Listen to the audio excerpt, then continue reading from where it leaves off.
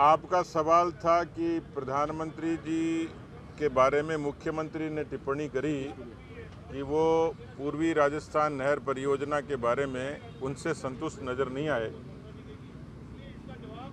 देश की आज़ादी के बाद सिंचाई की सुविधा की मांग राजस्थान का किसान करता रहा, पेयजल की मांग राजस्थान की आवाम करती रही।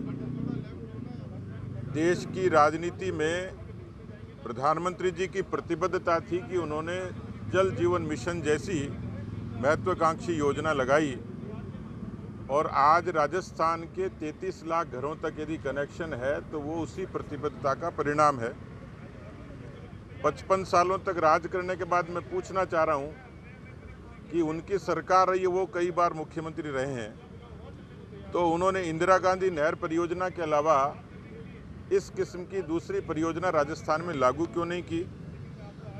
ये भी इतिहास से तथ्य है कि ये भारतीय जनता पार्टी की वसुंधरा जी के कार्यकाल की योजना थी, जिसमें 13 जिलों को 37,000 करोड़ की योजना से जोड़ा जाना था।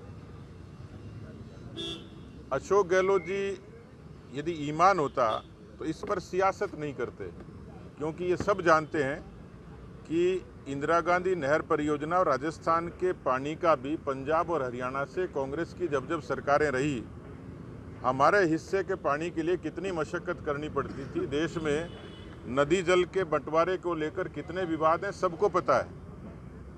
और इसलिए वाजपेयी जी के समय जो नदियों से नदी जोड़ने की जो योजना थी, उस योजना का मोदी सरकार में एक मॉडल है। मध्य प्रदेश में केन बेतवा को जोड़ के भारतीय जनता पार्टी की केंद्र सरकार की मंशा स्पष्ट है, क्योंकि अल्टीमेटली सिंचाई का और पेयजल का पानी मिले, इसके लिए सरकारों को प्रयास करना है।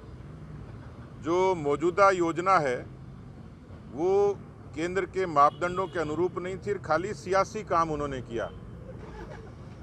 यदि ऐसा होता तो शुरुआती सरकार के शुरुआती दिनों में इसको इनिशिएट करते बजाय सियासत के, तो उन्होंने इसको केवल राजनीतिक मुद्दा बना के जिंदा रखा है ताकि केंद्र सरकार को आरोपित किया जा सके और उनके खुद के पाप ढके जा सके।